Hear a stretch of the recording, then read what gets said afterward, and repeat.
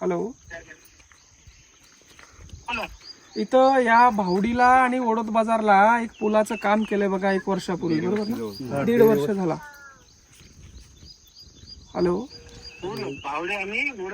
च्या रस्त्यावर एका ओढ्यावर पुलाचं काम केलं. आता त्या पुलाच्या काम करत असताना त्या ओढ्याच्या पाण्याचा अंदाज त्यांना घेतला नाही. कोण तो हरामखोर इंजिनियर आहे, नालायक साला. आता तो पूल बांधला. आता त्या पुलाचं पाणी, त्या ओढ्याचं पाणी त्या नागरिकांच्या घरातून जात आहे.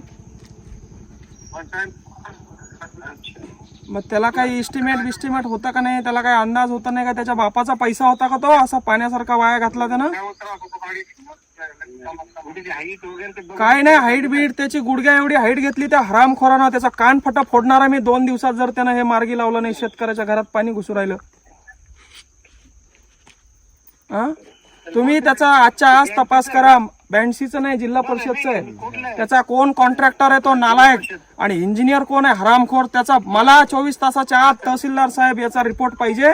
जर आता शेतकऱ्याच्या घरात पाणी गेलं, त्याच्या घरात घुसून त्याचा कान फडफडून त्या इंजिनियरच्या, बस मी तुम्हाला सांगतो.